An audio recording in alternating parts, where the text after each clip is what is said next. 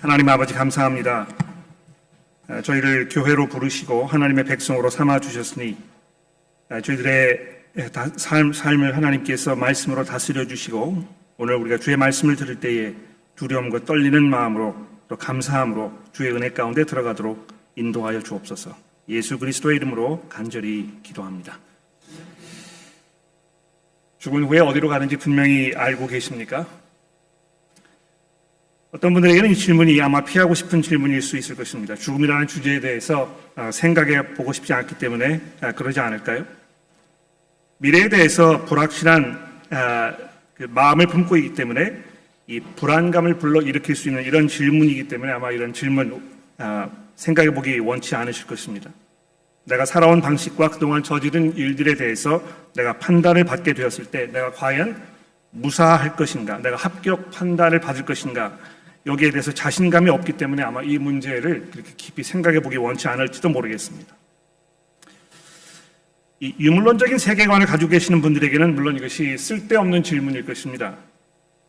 이분들은 육체가 죽으면 그것으로 끝이지 가기는 어딜 가 이렇게 말씀하십니다만 자신이 믿는 바라고 이것을 확신하면서 그 신념에 따라서 일관되게 삶을 사시는 분들은 제가 만나본 적이 거의 없습니다.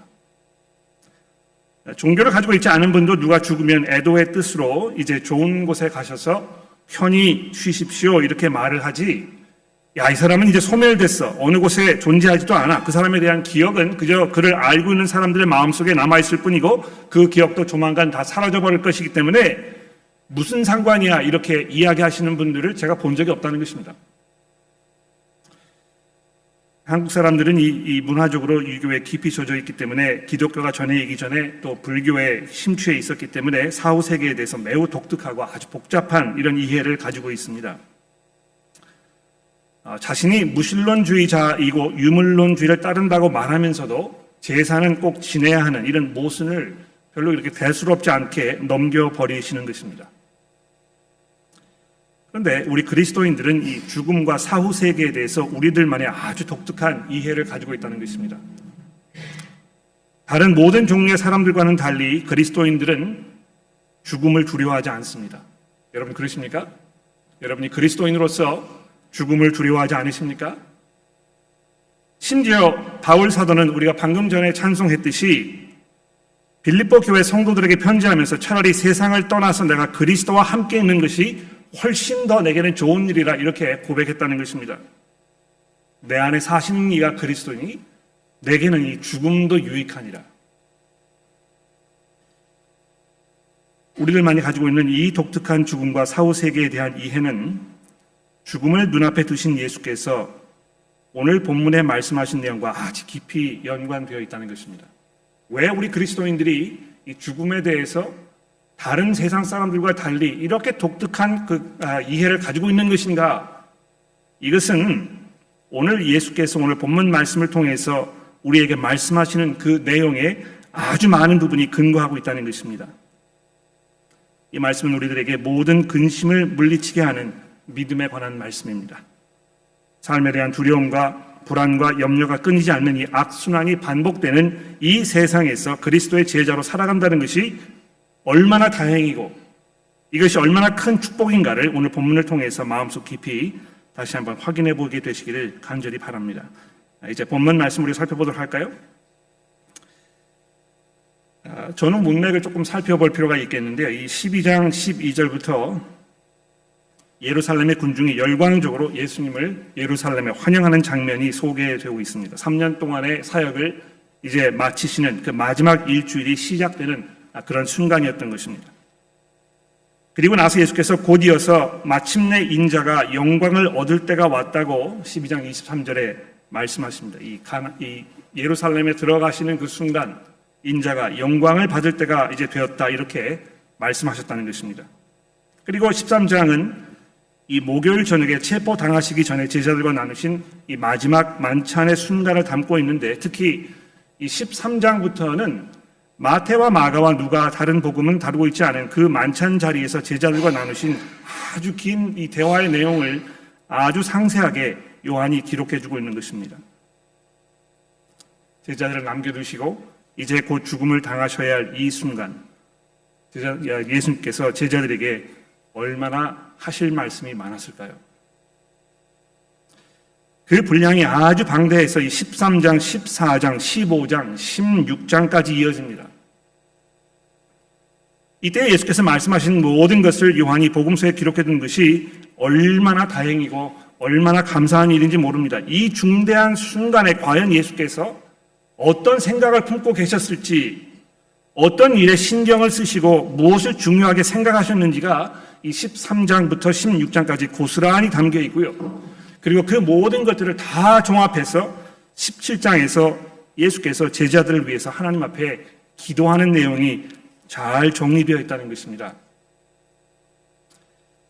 여기 담겨있는 말씀들이 너무 귀하고 중요해서 대충 적당히 스쳐 지나가지 말고 그 내용을 충분히 살펴보고 우리 마음속으로 거기에 담겨있는 영양분을 흡수할 수 있게 되기 위해서 조금 속도를 늦추고 찬찬히 곱 씹어볼 필요가 있겠습니다. 저희가 지금 이 성경 세미나를 통해서 성경 전체를 7주 안에 커버하려는 그런 무모한 시도를 저희가 하고 있습니다만, 그런 시도와 마찬가지로 병행해서 속도를 완전히 늦추고 여기에 담겨있는 이 자세한 말씀들을 아주 세세하게 주의 깊게 살펴볼 필요가 분명히 있다는 것입니다. 그래서 지난주 설교 시간에 이 14장 1절부터 14절의 말씀을 오늘 다시 한번 살펴보겠다고 말씀을 드렸고, 그래서 설교 일정을 조금 변경하기로 했는데요. 이 변경된 내용은 주보 뒷면의 일정표를 확인해 보시면 되겠습니다. 자, 이 13장 전체에서 한 가지 중요한 점은 예수께서 지금 자신이 세상을 떠나실 때가 되었다는 것을 아주 분명히 이해하고 계셨다는 것입니다. 이 사실을 12장에서 두 번이나 인자가 영광을 얻을 때가 왔다는 말로 표현을 하셨고요. 13장 1절에서는 자기가 세상을 떠나서 아버지께로 돌아가실 때가 이른 줄 아셨다고 얘기했습니다. 그리고 지난 본문이었던 31절에서 또 한 번 지금 인자가 영광을 받고 하나님도 인자로 말미암아 영광을 받으셨다 이렇게 말씀하시면서 본격적으로 제자들에게 이제 이별할 때가 된 것을 말씀하고 계시는데, 여러분 주목해 보십시오. 예수께서는요, 이제 곧 당하실 그 십자가의 죽음, 그 처참하리만큼 잔혹하고 수치스럽고 고통스러운 그 죽음이 영광으로 들어가시는 관문이라고 말씀하시는 것입니다. 죽음을 통하지 아니하고는, 이 십자가를 거치지 아니하고는 예수께서 자기의 영광으로 들어가실 수 없다고 말씀하고 계신다는 것입니다. 근데 이 말을 듣고 있던 베드로가 36절에 이렇게 질문하지 않습니까? 주여, 어디로 가시나이까? 예수께서 대답하시되 내가 가는 곳에 내가 지금은 따라올 수 없으나 후에는 따라올 것이니라. 베드로가 이르되 주여, 내가 지금 어찌하여 따라갈 수 없나이까? 주를 위해서 내가 목숨도 버리겠나이다. 이 말을 들으신 예수께서 13장 마지막 절에 내가 나를 위하여 내 목숨을 버리겠느냐? 내가 진실로 내게 이르노니 닭이 울기 전에 내가 3번 나를 부인하리라 하는 이 폭탄과 같은 말씀을 던지셨습니다. 아마 그 자리에 이렇게 우리가 있었다면 무척 당황하지 않았겠습니까? 이 심상치 않은 저녁에 심상치 않은 말씀을 하고 계셨던 예수께서 느닷없이 가장 용감하게 보였고 가장 예수님을 사랑하는 것처럼 보였고 자기들을 대표했던 그 대표 주자라고 생각했던 그 베드로에게 내가 나를 3번이나 부인할 것이라고 오늘 밤에 할 것이다 이렇게 이야기하시니 얼마나 당황스러웠겠습니까? 이 순간이야말로 제자들의 마음은 근심과 걱정과 염려로 가득했던 그 순간이었을 것입니다. 근데 여러분, 아이러니컬하게도요, 마음의 근심으로 가득했던 것은 제자들뿐만이 아니고 예수님도 마찬가지 아니었습니까? 그렇죠? 이 12장 27절에 보시면 예수께서 이렇게 말씀하지 않으셨습니까? 지금 내 마음이 괴로우니 무슨 말을 하리요? 아버지여, 나를 구원하여 이 때를 면하게 하여 주옵소서.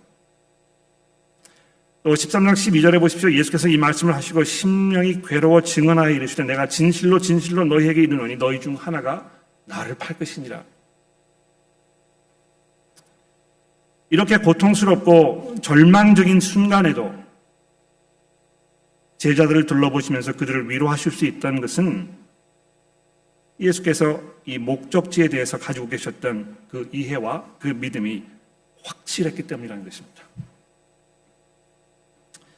예수께서는 자기가 아버지께로 가게 되었다는 것을 아셨던 것입니다. 얼마나 예수께서 아버지께로 돌아가신 것을 사모하셨는지, 이 땅에 사역하시면서 하나님을 향한 그분의 믿음과 하나님을 섬기려는 그분의 열정과 하나님의 뜻에 따라서 자기의 모든 것들을 다스리려고 하셨던 예수의 그 겸손함, 이것이 이 마지막 순간에 내가 아버지께로 돌아갈 때가 되었다는 이 말 속에 깊이 담겨 있는 것입니다. 우리 한국 사람들이 아버지와 아들 관계가 별로 그렇게 순탄치가 않습니다. 그렇죠? 제가 이렇게 종종 교우 여러분들에게 아버지와 어떤 관계에 계셨는지 제가 물어보거든요. 근데 굉장히 많은 분들이 뭐 이렇게 좀 씁쓸하게 이렇게 말씀하십니다. 관계에는 뭐 있었겠습니까? 그냥 보통 일반적으로 한국 사람이 하는 대로 어려운 분이고 관계하기 어렵고 무슨 깊은 어떤 그 유대감을 느끼거나 포근함을 느끼거나 이런 것은 별로 없었습니다. 그저 굉장히 근엄하고 또 집에 잘 계시지 않고 집에 계시면 어머니와 많이 싸우시고 뭐 이런 이야기를 이제 많이 하시는 것입니다. 아버지에 대한 기억이 별로 그렇게 좋지 않아요. 그렇지 않습니까? 다행히도 우리 그리스도인들이 예수 믿은 후에 이 하나님의 아버지 되심에 대해서 이야기하면서 아버지의 역할을 하는 것이 바로 이런 것이구나 하는 것을 우리가 깨닫게 되면서 우리의 삶이 점점 변화되고, 그래서 삶 속에서 정말 아버지다운 아버지로서의 역할을 감당하기 위해서 많은 훈련과 수고가 있어 왔기 때문에 그래도 우리는 좀 나은 편입니다. 그렇지 않습니까? 어떤 면에서 그렇기 때문에 이 예수께서 아버지께로 돌아가는 이것에 대해서 이토록 간절한 마음으로, 간절한 표현으로 우리에게 이야기하신 것이 어떤 면에서 좀 의외로 들리실지도 모르겠습니다만, 한 가지 분명한 것은 요한복음 전체를 통해서 예수께서 얼마만큼 이 아버지 하나님과 깊은 교제 속에 계셨는지, 내가 하는 말은 내가 하는 것이 아니고 내 아버지께서 주신 것이다. 내가 하는 것은 아버지의 능력이 아니면 할 수 없는 것이다. 내가 이 땅에 아버지의 영광을 드러내기 위하여 온 것이라고 말씀하셨던 이 예수 그리스도 그분의 아버지를 향한 이 믿음이 오늘 아침에 우리 마음속에 아주 선명하게 새겨지게 되는 것입니다. 그러면서 놀랍게도 1절에 전혀 새로운 말씀을 하고 계시지 않습니까? 그런 아버지를, 내가 그토록 사랑했던 아버지를 너희가 믿는 것이 옳은데 너희가 아버지를 믿는 것처럼 또 나를 믿어라.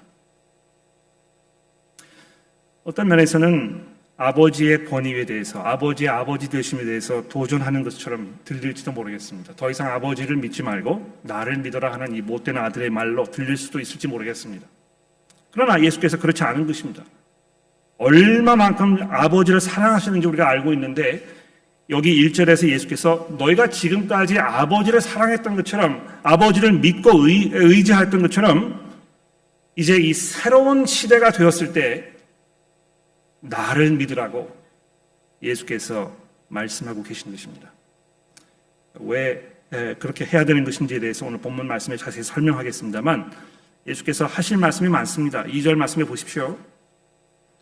아버지의 집에 거할 것이 많도다.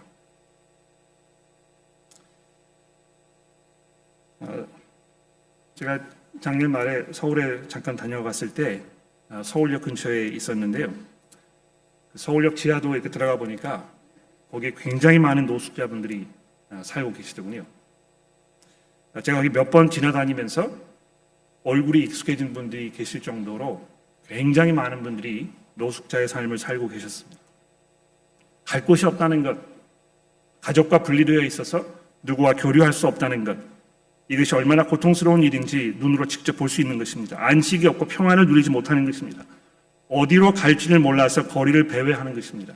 밤 늦은 시간이었는데도 이분들이 갈 데가 없어가지고 그 서울역 주변을 계속 서성거리면서 불안과 공포 속에 살고 있는 모습을 보니까 얼마나 이 고통스러운 일인지 모릅니다.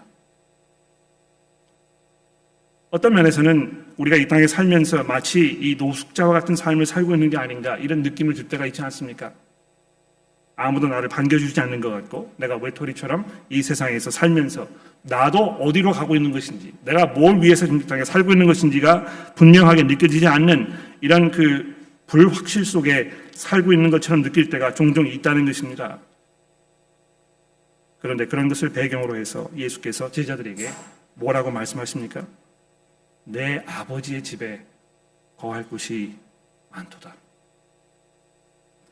얼마나 은혜가 풍성하신 아버지이신지, 얼마나 풍성히 베풀기 원하시는 아버지이신지, 그 마음이 얼마나 넓으신 아버지이신지 모든 사람들이 다 들어와서 거해도 넉넉히 이 그 방이 남을 만큼 풍성히 베푸시는 그 아버지께로 내가 지금 돌아가려고 하는 것이다. 이렇게 예수께서 말씀하고 계시는 것입니다. 여러분, 하나님을 우리가 기도할 때마다 우리의 아버지라고 부르는 이것이 얼마나 귀한 일입니까? 아버지께서 일찍이 세상을 떠나셨기 때문에 아버지를 아버지로 부를 수 없었던 그 아버지의 풍성하고 그 깊은 사랑을 경험하고 체험하지 못하셨던 분들이 얼마나 이 아버지의 사랑을 그리겠습니까? 그런데 예수께서 자기가 돌아가야 할 그곳이 바로 아버지이시며 그 아버지께서 얼마나 풍성히 사람들을 사랑하시며 만민이 자기에게로 돌아오기를 기다리시는 아버지이신지 예수께서 우리에게 보여주고 계시는 것입니다. 그러니까 이 탕자의 비유를 말씀하시면서 이 아버지, 아들 기다리는 아버지에 대해서 말씀하셨는데 항상 이 하나님의 그 풍성하심에 대해서 예수께서 마음속에 품고 계셨던 것이 분명합니다. 그런데 아버지를 그러한 풍성한 은혜가 풍성하신 하나님을 믿으라. 그런데 더해서 나를 믿으라 이렇게 이야기하셨던 그 이유가 2절에 이제 설명되지 않습니까? 내가 너희를 위하여 그 아버지의 집에 너희가 있을 거처를 예비하러 가는 것이다. 이것이 기독교 신앙의 핵심입니다. 그렇지 않습니까? 이 아들을 의지하지 아니하면 그 아버지의 집에 들어갈 수가 없는 것입니다. 바로 이 아들께서 그 아버지의 집에 우리가 있어야 할 거처를 예비할 수 있는 권세가 있는 분이기 때문에 우리에게 입장권을 발급해 주실 수 있는 유일한 권한을 가지고 계시는 그 분이시기 때문에 아버지의 은혜 가운데 들어가서 평생 하나님 아버지와 교제하면서 영원한 삶을 누리기 원하시는 모든 사람들에게 예수께서 이렇게 부르고 계신 것입니다. 하나님을 믿으니 풍성하신 하나님의 은혜 가운데 들어가는 것을 너희가 간절하게 소망하고 있으니 나를 믿으라는 것입니다. 내가 와서 너희를 영접하여 나 있는 곳에 너희도 있게 하기 위하여 내가 지금 아버지께로 가는 것이다. 예수께서 우리와 함께 계시지 않는 것이 얼마나 다행인지 모릅니다. 우리는 예수님과 같이 밥도 먹고 산책도 하고 예수님과 손을 잡아보기도 하고 그분의 옆구리에 손가락을 넣어보기도 하고 이런 그 기대감을 가지고 있습니다만 그래서 예수님 참 여기 옆에 계셨으면 좋겠다. 그러면 전도도 쉬워질 것이다. 정말 교회의 부흥이 폭발적으로 일어날 것이다. 이런 생각을 우리가 하게 되지만 예수께서 지금 여기 계시지 않는 것이 우리에게 좋은 이유가 여기 설명되고 있는 것입니다. 왜 예수께서 여기 계시지 않는 것인가? 우리가 지내야 할 거처를 예비하러 가신 것이기 때문에 그리고 그분께서 언젠가 다시 오셔서 여러분과 저를 그곳으로 데려가실 것이기 때문에 지금 여기에 계시지 않는 것이 오히려 다행이라는 것입니다. 그래서 이 4절에서 내가 어디로 가는지 그 길을 너희가 아느니라 이렇게 예수께서 제자들에게 상기시켜주고 계십니다. 예수님께서 얼마나 이 인내심이 많으신 분이었는지 우리가 이해되지 않습니까? 3년 동안이나 제자들이 따라다녔는데 베드로가 방금 전에 주여 어디로 가시나이까? 왜 우리가 예수님 당신을 따라가지 못한다는 것입니까? 이런 질문을 던졌습니다. 그런데 또 도마가 연이어서 5절에 이렇게 얘기하지 않습니까? 주여, 주께서 어디로 가시는지 우리가 알지 못하는데 어떻게 그 길을 알겠습니까? 또 잠시 후에 빌립이 8절에 이렇게 얘기합니다. 주여 아버지를 우리에게 보여주옵소서. 그러면 우리가 족하겠나이다. 제자들이 계속해서 혼란과 또 무지 속에 방황하고 있는 것입니다. 여러분, 믿음이 견고하지 않고 내가 계속 흔들리고 내가 우왕좌왕하고 내가 어떨 때는 그리스도인처럼 사는 것 같은데 그렇지 않고 이러한 이유가 무엇입니까? 분명한 이해가 없기 때문입니다. 왜 분명한 이해가 없는 것입니까? 말씀을 듣는 일에 게으르기 때문에 그런 것입니다. 성경을 읽을 때 우리가 온 힘을 다하여 정성스럽게 깊이 생각하고 기도하는 마음으로 하나님께서 우리에게 뭘 말씀하시려고 하신 것인가에 대한 이 깊은 그 고민 가운데 우리가 말씀을 읽어야 할 텐데 그저 성경 통독하기로 약속했으니까 오늘 읽어야 할 분량을 채워야 되겠다 해서 그냥 쭉쭉 읽어 내려가는, 지난 한 달 동안 못 읽었으니까 한 달치를 오늘 모두 함께 다 읽어봐야 되겠다 하면서 읽어 내려가시는,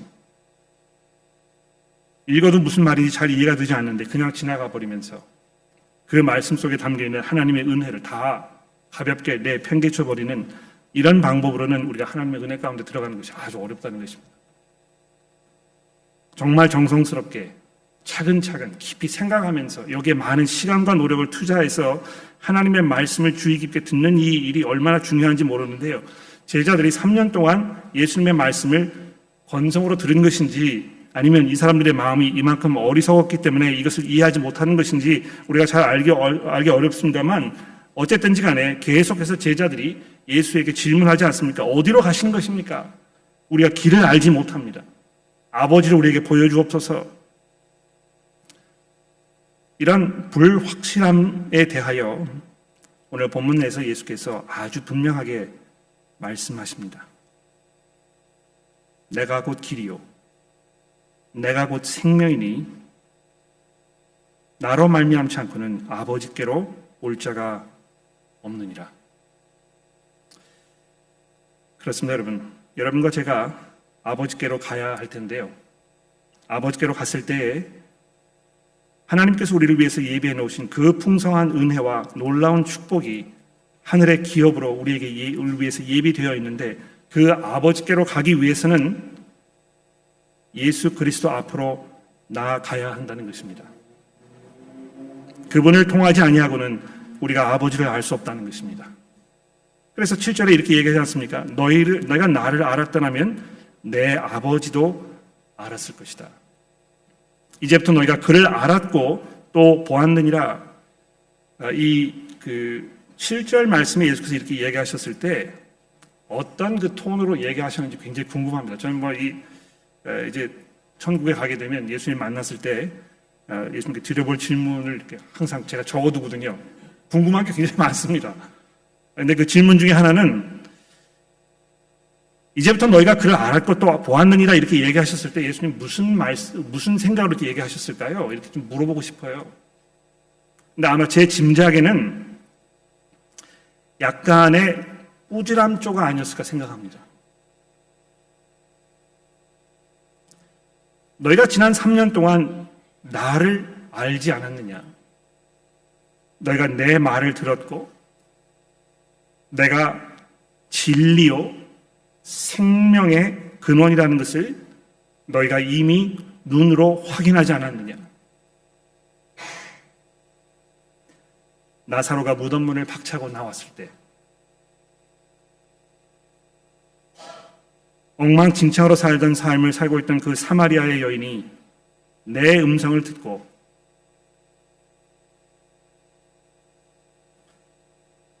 내가 그리스도라는 사실을 믿음으로 고백하는 그 순간을 너희가 직접 체험하지 않았느냐? 너희가 나를 알았더라면 내 아버지도 분명히 안 것이다. 그러니까 여러분, 신앙생활을 할 때 복음이 우리에게 주는, 복음을 통해서 우리가 알게 된 이 예수 그리스도 이분에 관련된 이 모든 일들이 얼마나 놀라운 것인지 깊이 생각해 보십시오. 우리가 예수 그리스도를 나의 구주로 고백하고 있다면, 그분께서 이 온 세상의 주인이시며 우리의 임금 되시는 분이시라는 것을 우리가 알고 있다면 하나님 아버지를 아는 것입니다. 온 세상의 모든 것들의 열쇠를 주고 계시는 그 분을 우리가 아는 것입니다. 이것 이외에 우리가 더 알아야 할 것이 없다는 것을 우리가 이해해야 되겠습니다. 아이고, 저는 믿음이 아주 약합니다. 제가 아는 게 별로 없습니다. 이렇게 이야기하시는 분들이 겸손함 때문에 그렇게 말씀하신 것이기도 합니다만, 동시에 이 복음의 위대함, 그 복음 속에 드러난 이 하나님의 영광을 우리가 충분히 마음속으로 소화하지 못하기 때문에 이 말씀하시는 이 무지의 표현이기도 하다고 저는 생각합니다.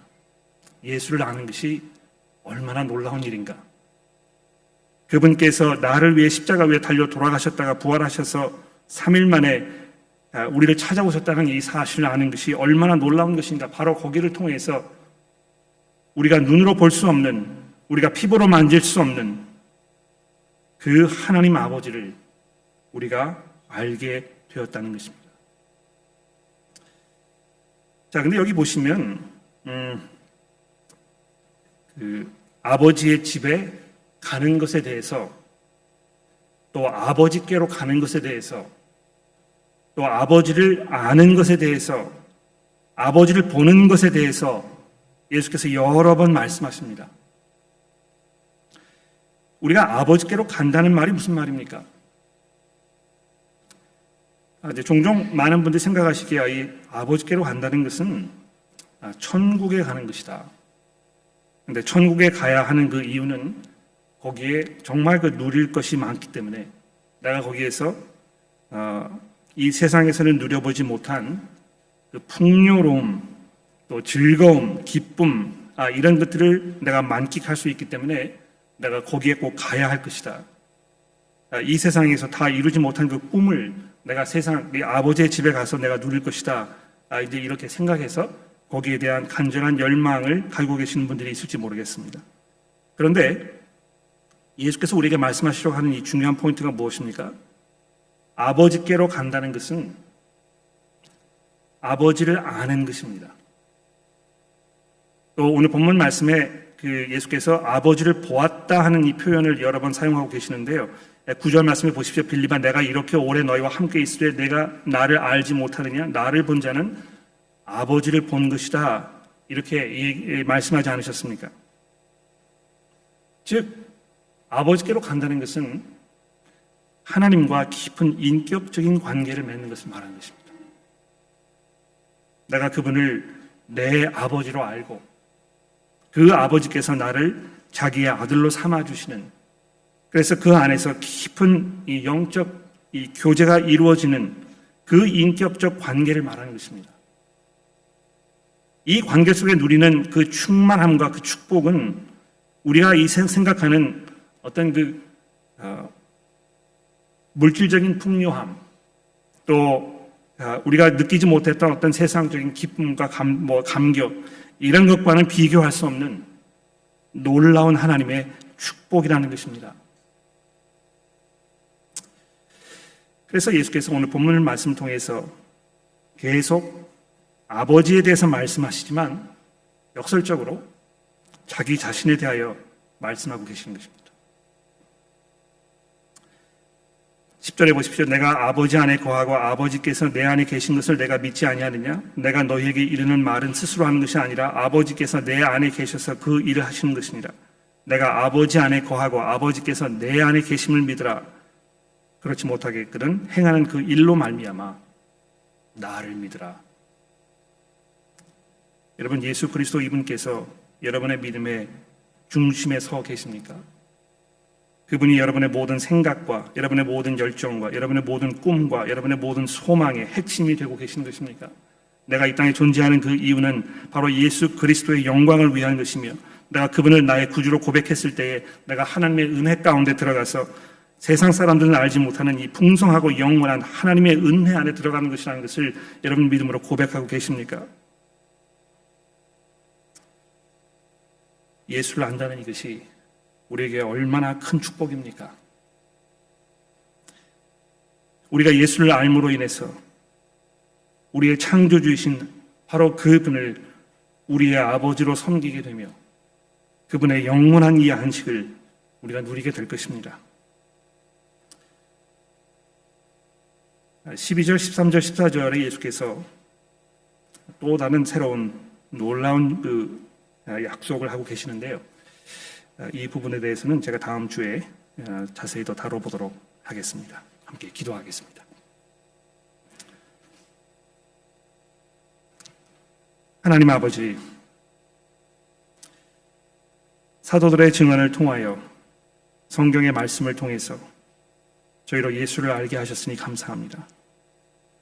비록 우리가 그분을 눈으로 목격하지 아니하였고 우리의 귀와 또 우리의 피부로 그분을 체험하지 못했으나 오히려 우리 안에 거하시는 예수 그리스도의 능력을 성령의 은혜로 알게 하시니 감사합니다.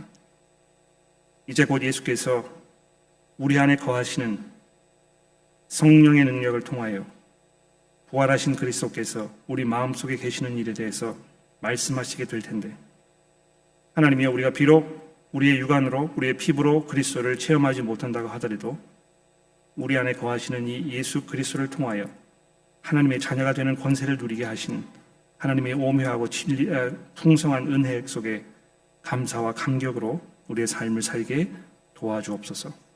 하나님, 저희가 무지 속에서 방황하지 않도록 도와주시고 주의 말씀에 의거하여 견고하고 든든한 믿음을 다져가는 주의 성실한 제자들이 되도록 저희를 인도하여 주시기를 예수 그리스도의 이름으로 간절히 기도합니다.